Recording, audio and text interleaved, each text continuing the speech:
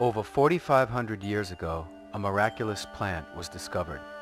It can cure ills, boost energy, neutralize stress, and connect people together. This plant, enjoyed by the Chinese peasant as an everyday beverage, was consumed by the British aristocrat and Chinese royalty alike. Grown from the misty mountains of China to the blue hills of India, it can be harvested after only 2 years of growth and may live for as long as 2,000 years. Today, hundreds of varieties have been developed, and as many different methods of preparation, colorful rituals, and spiritual practices have emerged around this plant. It is the second most consumed beverage in the world, next to water. It is tea. Today, there is a tea renaissance brewing all around the world. After decades of being regarded as a second-rate beverage, tea is once again appreciated and understood properly in its loose, whole-leaf form. The appreciation of premium teas is very much like appreciating fine wine, but with one difference. Preparing the tea is every bit as important as how the tea plants were grown and processed. As a result, proper techniques for preparing the different kinds of teas have become an art in itself. It's important to learn the fundamentals of tea preparation, the usage of tools, and the proper techniques associated with steeping the very best possible cup of tea. This is where we begin.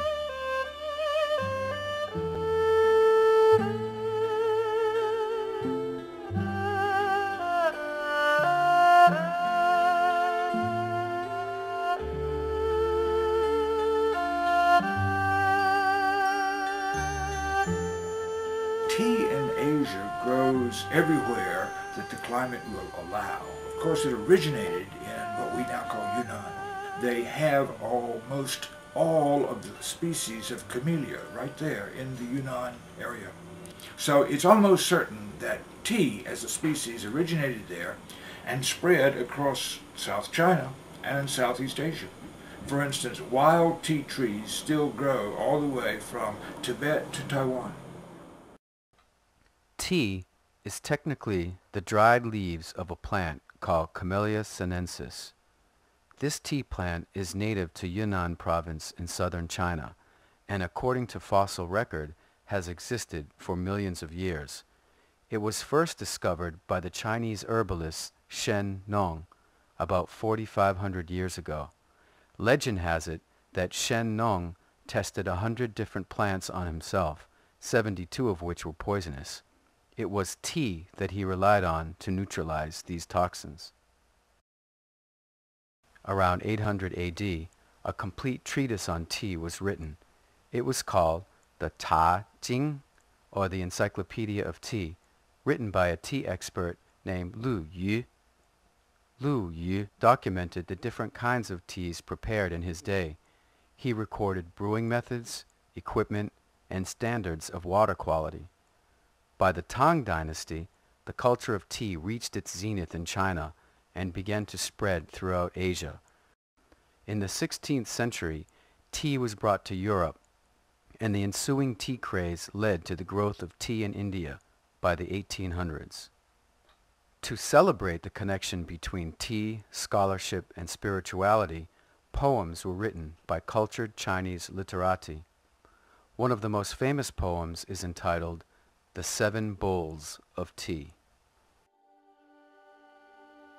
1碗头稳润，2碗破孤闷，3碗搜枯肠，唯有文字5000卷。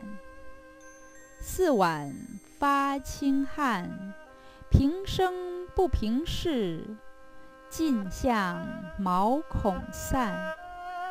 5碗击鼓清，6碗通仙灵，7碗切不得，唯觉两叶习习清风生。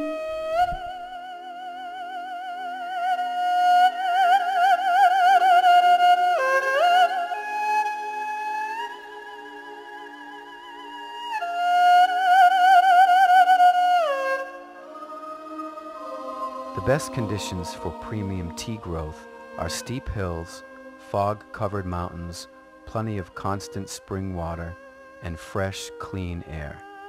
One such mountain is the famed Huangshan, or Yellow Mountain of China.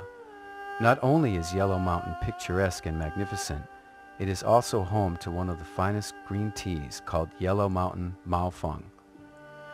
Premium tea is handcrafted, extremely labor-intensive, with subtle techniques that require more art and experience than technology or industry. As a result, the best teas in the world are often limited in quantity, and the teas found in tea bags and supermarkets are grown in low valleys and mass-produced. Today, you may see teas sold at $5 a pound, or you may go to an auction and spend $20,000 for just a few grams.